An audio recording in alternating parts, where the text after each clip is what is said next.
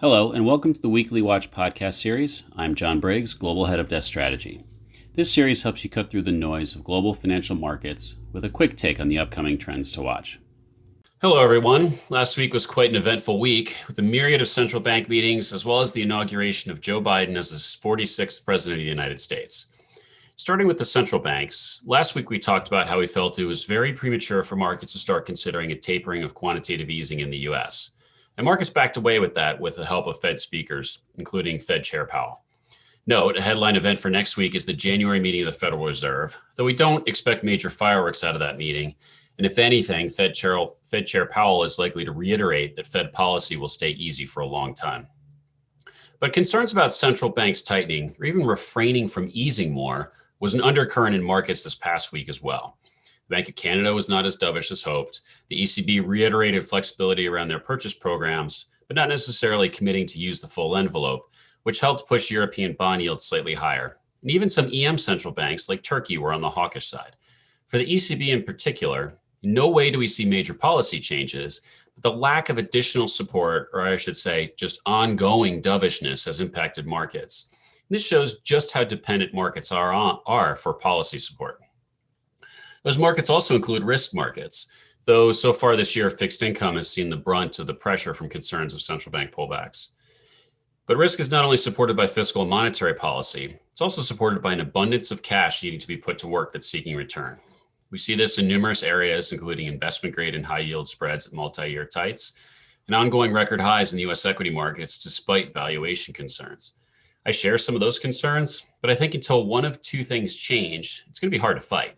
First, the ongoing positive support from fiscal and monetary policy, which, despite all the recent events, remains in place.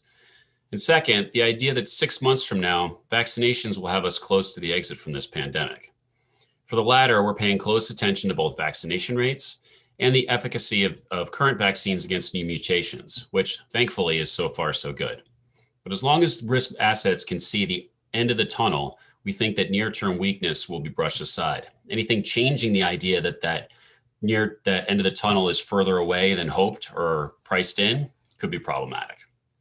For the former, though, I want to now turn to our special guest, head of G10 FX in the US, Brian Dangerfield.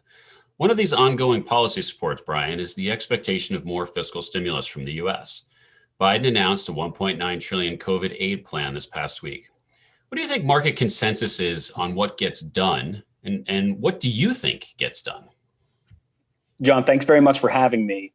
I think the market consensus has really coalesced around the 1.9 trillion number. I think there's an expectation that after Democrats won Senate control, that gives Biden a real mandate to pursue the plan as specified.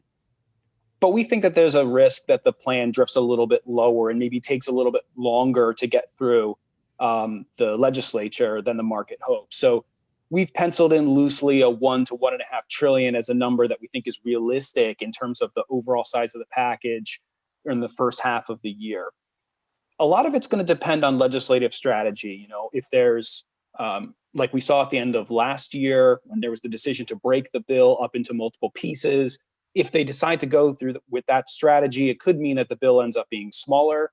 There's also the risk that if they go through a process called budget reconciliation, that the package could end up being larger than even Biden's 2 trillion, though that also brings with it some risks. So there's risks on both sides of that number. Our expectation is that maybe it drifts a little bit lower than Biden's initial pledge, but there's also risks on the other side. A lot's going to depend on how Biden tries to navigate his very narrow Senate majority.